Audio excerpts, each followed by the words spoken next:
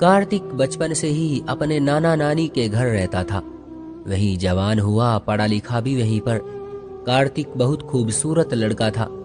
वो इतना खूबसूरत था कि लिखना चाहूं तो भी ना लिख सकूं। उसके लंबे बाल, नीली आंखें, गोरा रंग, मुस्कुराते हुए डिंपल बनते लंबा कद, आंखों में एक अजीब सी चमक थी। बहुत खुश था अपनी जिंदगी में। उसकी एक ही इच्छा थी कि कामयाब बिजनेसमैन बनना। उसने अपना एक छोटा सा बिजनेस शुरू कर लिया। माँ बाप ने शादी की बात की तो कहने लगा, पापा मुझे आपके दोस्त की बेटी से शादी करनी है। पिता ने कहा, कार्तिक बेटा, तुम्हारे अंकल कभी भी अपनी बेटी का रिश्ता हमसे नहीं करेंगे। कार्तिक ने कहा, पापा जी मैं और अंकिता प्यार करते हैं एक दूसरे से और शादी भी करेंगे। माँ बाप औलाद के सामने झुक जाते हैं। कार्तिक के पिता अपने दोस्त के घर कार्तिक के लिए अंकिता का हाथ मांगने गए। कार्तिक के पिता ने अपने दोस्त से कहा, देखो भाई, सब नाराजगियां भूल जाओ। अगर कोई गलती हुई मुझसे तो मुझे माफ कर दे। बच्चों की खुशी देखते हुए तू भी मान जा। लेकिन अंकिता के पिता ने कहा, चाय पियो और जाओ यहाँ से। मैं अपनी बेटी की शादी कभी भी तुम्हारे बेटे से नहीं करूंगा। कार्तिक को पता चला तो उसने कहा, शादी तो अंकिता से ही करूंगा, चाहे कुछ भी हो जाए। अंकिता भी बहुत प्यार करती थी कार्तिक से। वो इतनी खूबसूरत नहीं थी जितना कार्तिक था। खैर, दोनों ने फैसला किया कि कोर्ट मैरिज कर लेंगे। इधर कार्तिक के लिए रिश्ता आया था। लड़की डॉक्टर थी, बहुत खूबसूरत थी। लड़की वाले कार्तिक के घर उसे देखने आए थे। उधर कार्तिक अंकिता के साथ कोर्ट मैरिज कर रहा था। इस बात से सब बेखबर थे। रात को जब दोनों परिवारों को पता चला दोनों गायब हैं तो महसूस कर गए थे कि वो भाग गए हैं घर से। कार्तिक के बाप ने अंकिता के बाप को कहा, अब खुश हो, औलाद की खुशी से ज्यादा तुमको अपनी दुश्मनी प्यारी थी, अब भुगतो। अंकिता बहुत खुश थी। उसको कार्तिक मिल गया था। कार्तिक बहुत प्यार करता था अंकिता से। कार्तिक का बिजनेस भी अच्छा चल रहा था। कार्तिक ने अपना अलग से घर ले रखा था। दोनों वहां चले गए थे, खुश खुश रहने लगे थे। कार्तिक ने अंकिता को सीने से लगाया और कहने लगा, अंकिता अब तुम मेरी जिंदगी हो, मुझसे वफा करना, मुझे छोड़कर न जाना। अब मेरी दुनिया तुमसे है, मेरी जिंदगी तुमसे है। अंकिता की आंखों में आंसू आ गए। वो आंसू साफ करते हुए कहने लगी, मेरी जान, जब मैं अपनों को छोड़कर तुम्हारे साथ आ गई हूँ तो फिर अब भी कोई शक है मेरी वफादारी पर? कार्तिक ने कहा, शक नहीं है मेरी जान, मोहब्बत में डर रहता है बस। कार्तिक अंकिता को डिनर के लिए लेके जाता, कभी घुमाने ले जाता। दोनों बहुत खुश थे, जिंदगी स्वर्ग जैसी गुजार रहे थे। कार्तिक का बिजनेस बढ़ता गया। वो अपने बिजनेस में बिजी रहने लगा। अंकिता पढ़ी लिखी थी, कार्तिक से कहती थी, मैं घर अकेली तंग आ जाती हूँ, मुझे भी ऑफिस ले जाया करो ना। कार्तिक ने कहा, मेरी जान तुम घर ही रहो, अब तुम्हारी तबीयत भी तो ठीक नहीं है। शादी के 2 साल बाद ऊपर वाले ने उनको बेटा दिया। दोनों की जिंदगी जैसे स्वर्ग बन गई थी। ऊपर वाले ने बहुत खुशियां दी उन्हें। समय के साथ साथ कार्तिक अपने बिजनेस में बिजी रहने लगा था। एक दिन अंकिता ने कहा, कार्तिक मेरी जान, मुझे कार ले कर दो, मुझे बेटे को स्कूल छोड़ने जाना होता है। कार्तिक ने हाथ चूमते हुए कहा, जान 10 दिन का टाइम दो, कार ले दूंगा तुम्हें। कार्तिक ने 10 दिन बाद अंकिता को कार ले दी। बहुत खुश थी अंकिता। उसकी हर इच्छा पलों में पूरी हो जाती थी।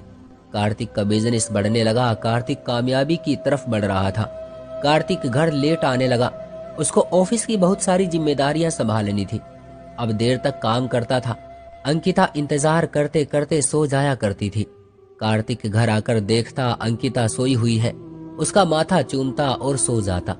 एक दिन अंकिता ने कहा, कार्तिक बहुत हुआ, अब तुम लेट रात तक काम नहीं करोगे, हमको भी तुम वक्त नहीं देते।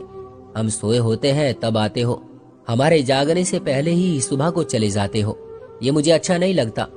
कार्तिक ने मुस्कुराते हुए कहा, अंकिता को सीने से लगाया और कहा, मेरी जान, हमारे 2 बेटे हैं, शादी को 7 साल हो गए हैं, अब कुछ जिम्मेदारियां हैं, अपना बिजनेस है, अपनी कंपनी है, बहुत से काम होते हैं जो मुझे ही देखने पड़ते हैं। तुम उदास ना हुआ करो, तुम मेरे साथ खड़ी रहो। मेरी जान, मुझे तुम्हारे सहारे की जरूरत है। मैं भी थक जाता हूँ अंकिता, लेकिन काम भी तो जरूरी है ना। अंकिता खामोश हो गई और करवट बदलकर सो गई। कार्तिक बच्चों को अच्छे स्कूल में पढ़ा रहा था। अंकिता की हर ख्वाहिश पूरी कर रहा था। शादी को 14 साल गुजर गए थे। 3 बेटे थे। बहुत खुश थे अपनी लाइफ में। अंकिता भी ऑफिस जाने लगी थी अब कार्तिक के साथ। एक दिन कार्तिक ने अंकिता से कहा, तुम्हारे लिए एक सरप्राइज है, आज रात बताऊंगा क्या है। रात का समय था, दोनों कैंडल लाइट डिनर कर रहे थे।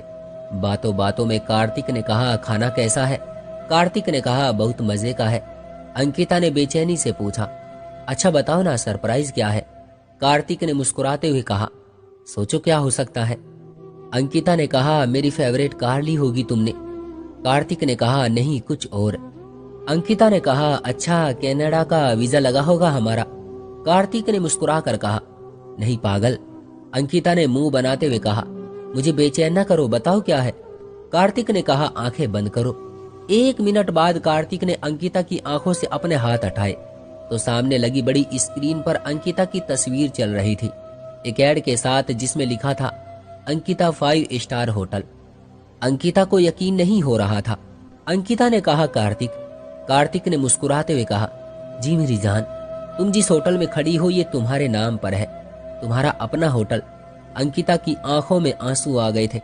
इतना प्यार, इतनी मोहब्बत कौन करता है भला। अंकिता ने कार्तिक को सीने से लगाया और रोने लगी। आई लव यू मेरी जान, आई लव यू। वक्त गुजरता गया।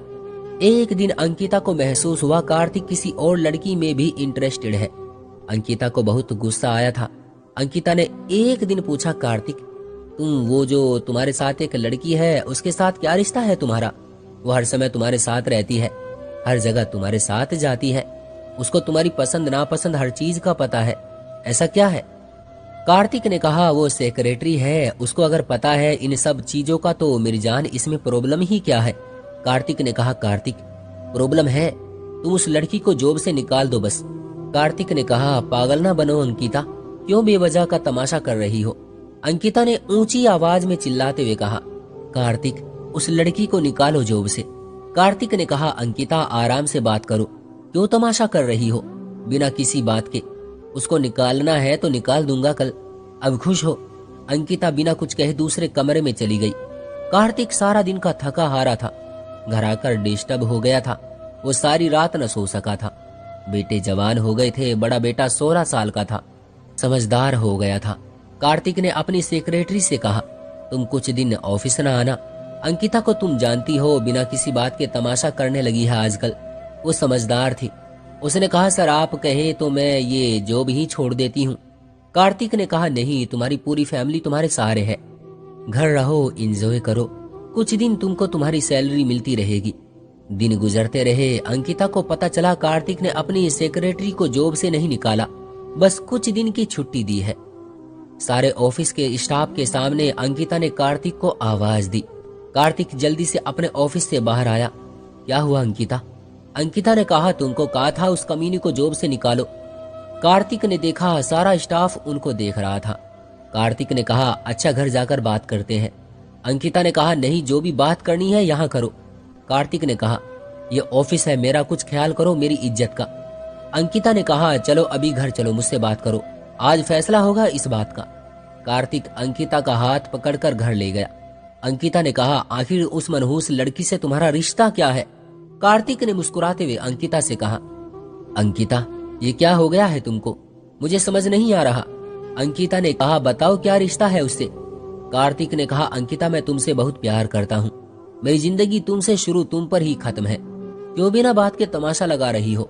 अगर मुझे तुमको धोखा ही देना होता तो कब का दे चुका होता, क्यों किसी की बेटी को बदनाम कर रही हो? अंकिता ने चीखते हुए कहा, देखो कार्तिक, ये घर और बैंक का आधा पैसा मेरे नाम ट्रांसफर करो। कार्तिक ने कहा, जान क्या हो गया है तुमको, मेरा सब कुछ तुम्हारा ही तो है, अब नाम करने वाली क्या बात है? अंकिता ने कहा, तुम्हारे दिमाग में अगर उससे शादी करने की बात आ गई तो मुझे अब यकीन नहीं है तुम पर। कार्तिक ने कहा, अंकिता कल मेरे साथ कोर्ट जाना। बस दूसरे दिन अंकिता और कार्तिक कोर्ट गए। जज के सामने कार्तिक ने बयान रिकॉर्ड करवाया, मेरा सब कुछ, जो कुछ भी है, मेरा बिजनेस, मेरा घर, बैंक में पड़ा 8 करोड़, गाड़ियां, होटल, जो कुछ भी है, मैं अपनी पत्नी के नाम करता हूँ। उसने अपनी सारी दौलत अंकिता के कदमों में रख दी। कार्तिक ने अंकिता को सीने से लगाया और कहने लगा, अंकिता अगर दौलत से तुमको मुझ पर यकीन आता है तो ये लो, तुम्हारे सामने क्या औकात है इस दौलत की। अंकिता ने उस लड़की को जॉब से निकाल दिया, खुद ऑफिस से जाने लगी। न जाने क्या सोचने लगा था कार्तिक। अब वो खामोश खामोश सा रहने लगा था। अब सब कुछ अंकिता खुद देखा करती थी। ऑफिस का काम, होटल से कार्तिक की औकात एक वर्कर सी रह गई थी। एक दिन कार्तिक की वही सेक्रेटरी रोते हुए कार्तिक के पास आई और कहने लगी, सर मुझे 20,000 रुपये दे दो ऊपर वाले के लिए, मेरी माँ अस्पताल में मौत से लड़ रही है। कार्तिक ने कहा, क्या हुआ तुम्हारी माँ को? वो लड़की जोर जोर से रोने लगी, सर मेरे पापा तो नहीं है, छोटे छोटे बहन भाई है, मेरी माँ को बचा लो। कार्तिक ने देखा उसके पास बस 10,000 रुपये थे। अब बैंक से पैसे निकालने के लिए अंकिता की परमिशन की जरूरत थी। कार्तिक ने कहा, मेरे पास बस यही 10,000 रुपये है, मैं मजबूर हूँ अब। वो पैसे लेकर जाने लगी। इतने में अंकिता वहां आ गई। उसने आते ही कार्तिक के मुंह पर एक थप्पड़ मार दिया। शर्म नहीं आती तुमको ऑफिस में रंग रलियां मनाते हुए? कार्तिक की तो जान ही निकल गई थी। अंकिता ने पहले तो थप्पड़ मारा कार्तिक को और फिर कार्तिक का हाथ पकड़ा और सबके सामने ले आई और कहने लगी, यह है तुम लोगों का सर, इस लड़की के साथ गंदगी फैला रहा था ऑफिस में। कार्तिक तो जैसे मर गया था। कार्तिक खामोश हो गया था। उसे समझ ही नहीं आ रहा था क्या हो रहा है। उसकी इज्जत पैरों तले रोन दी थी अंकिता ने। रात को घर वापस आए, फिर वही झगड़ा अंकिता का। कार्तिक का दिल चाह रहा था खुद खुशी कर ले। कार्तिक ने एक दिन कहा, अंकिता क्यों कर रही हो ऐसा? सारी जायदाद सब कुछ तो तुमको दे दिया, उसको जॉब से भी निकाल दिया, तुम फिर भी ऐसा कर रही हो? क्यों क्यों तमाशा बना रही हो मेरी जान? ना करो ऐसा प्लीज। अंकिता ने कहा, अब तुम ऑफिस से नहीं जाया करोगे, ऑफिस में जाया करूंगी बस। कार्तिक खामोश हो गया।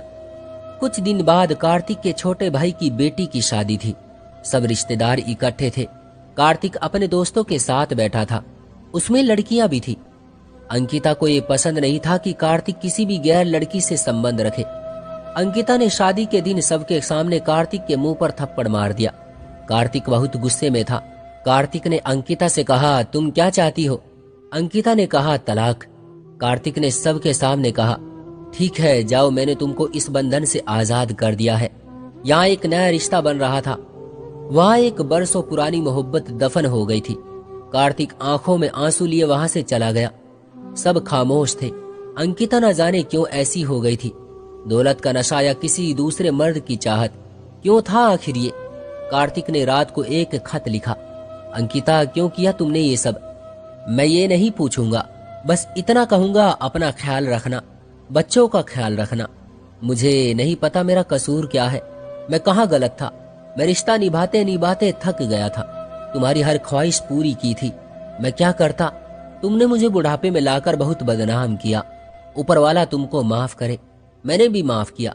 अगर तुमको कोई और इंसान अच्छा लगता है तो शादी ना करना, मेरे बेटे को तकलीफ होगी।